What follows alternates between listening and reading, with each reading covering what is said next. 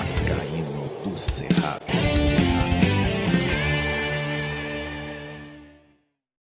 Fala galera vascaína, Thiago Fontes, canal Vascaíno do Cerrado, trazendo um vídeo de pós-jogo, uma vitória importantíssima do Vasco em cima do Cruzeiro, terminou agora há pouco, 1-0 placar, lógico, magro, né? Acho que a cara do que o jogo estava desenhado, né? Duas defesas mais sólidas aí no campeonato, tirando o jogo do Náutico que a gente tomou 2 gols, a defesa do Vasco vinha muito encaixada e provou isso em um jogo grande. Vamos falar sobre esse jogo. Só vou pedir, antes de começar a falar sobre essa vitória importantíssima do Vasco, para você deixar o joinha, você tá animado aí com o Vasco no G4, garantindo ali o bloco dos times que estão brigando para voltar para a Série A. Deixa o joinha, deixa o like, se inscreve no canal se você ainda não se inscreveu. E falar da nossa parceira 1xBet, o canal Vascaíno do Cerrado, a casa de apostas aí para você que gosta de fazer uma fezinha. O link tá no primeiro comentário fixado. Código promocional é do Cerrado e o primeiro Pix que você fizer lá, eles dobram em bônus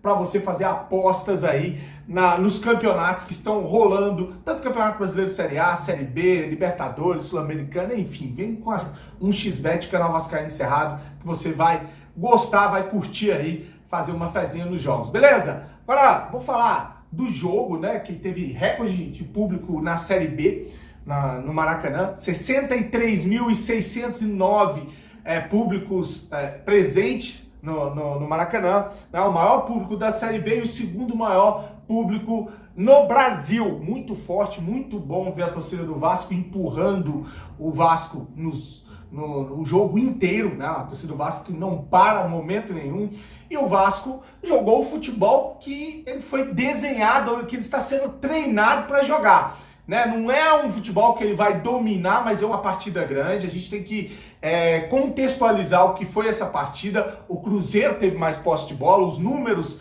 eles mostram que o Cruzeiro teve mais posse, são 63% de bola para o Cruzeiro, 37% de posse de bola para o Vasco. Finalizações foram 8 do Vasco para 14 do Cruzeiro. Finalização no gol foram uma do Vasco, 2 para o Cruzeiro, e escanteios 3 para o Vasco, 4 para o Cruzeiro. Então o Cruzeiro nos números foi superior, mas o Vasco está desenhado para jogar dessa forma.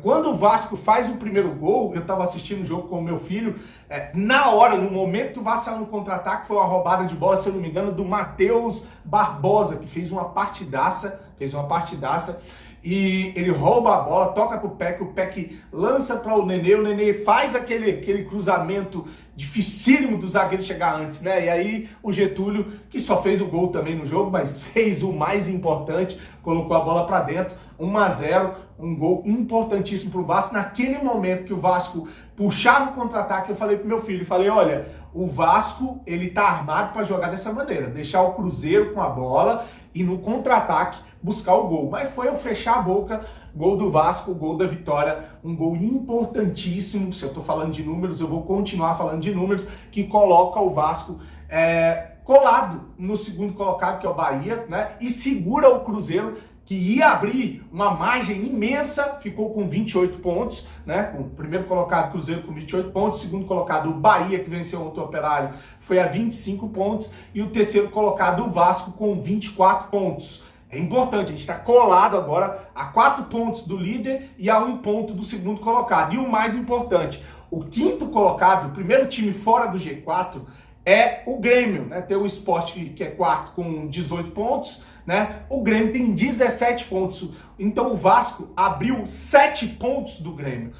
O Sport e o Grêmio vão se encarar agora, amanhã. Seria importante aí um empate, porque aí a gente se manter a 6 pontos do quinto colocado, 2 jogos, né, de diferença, é muita coisa, e manter uma distância também do quarto colocado. Então é importantíssimo aí essa vitória do Vasco em cima do Cruzeiro, jogando um jogo grande, né?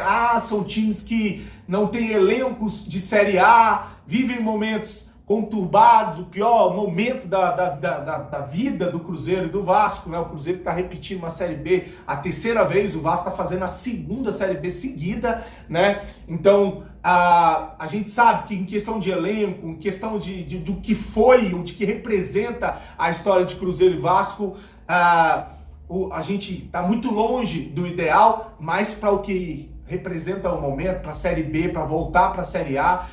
São duas camisas pesadas e é sim um jogo muito, muito forte, um jogo de gigantes. Então é importante ver a postura do Vasco, que soube jogar o jogo, soube sofrer. Por mais que o Cruzeiro tenha tido posse de bola, você pode pegar o goleiro Thiago Rodrigues, fez uma boa defesa numa falta batida, que depois o Edu estava impedido, e teve uma outra chance, acho que já errou na cara do gol. Enfim, muito pouco mesmo o Cruzeiro levou de perigo real para a meta do Thiago Rodrigues. Eu já vi o Thiago Rodrigues fazer jogos onde ele defendeu, onde ele salvou o Vasco muito mais do que nesse jogo contra o Cruzeiro. Então o sistema defensivo do Vasco deu um show hoje, com algumas falhas, como uma do Edmar, que deu um bote errado. Então uma falha pontual, que é normal, é um jogo grande, como eu falei, você tem um adversário muito qualificado do outro lado.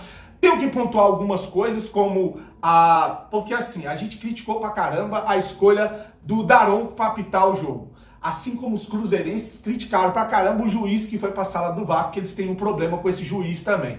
Aquele lance do Matheus Barbosa, dá no Jajá, e ele pega só a canela do Jajá e o Jajá sai chorando, no mínimo ali cabia a revisão de VAR. Eu acho que deveria ter sido chamado para uma revisão de VAR. Não tô sendo clubista, né? Em respeito, lógico, quando eu faço críticas aí ao VAR, ao futebol, aos árbitros no Brasil, então eu tenho que ser coerente. Ali era para ter sido chamado.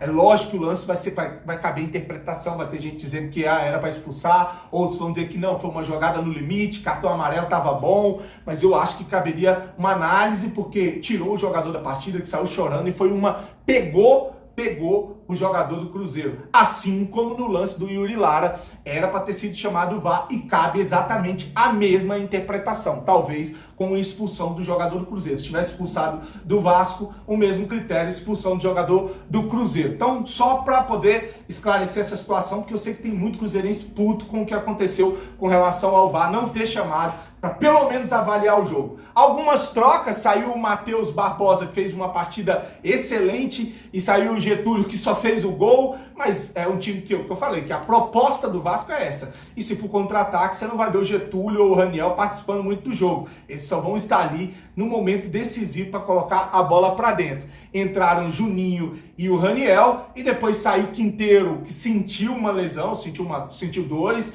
e o Nenê, que também sentiu, os dois sentiram, e entra o Danilo Boza, que quase fez um gol de cabeça, e entrou o Palácios, que nesse jogo foi meio tímido, não foi aquele Palácio que entrava incendiando no segundo tempo, até porque o jogo não pedia isso. A gente estava ganhando, precisava administrar a partida para sair com os 3 pontos, que era o mais importante. Alguns destaques desse jogo, eu vou destacar 3 especiais aqui. Minha opinião, gente, vocês vão deixando a opinião de vocês aqui e deixa o joinha também, se você esqueceu de deixar lá atrás.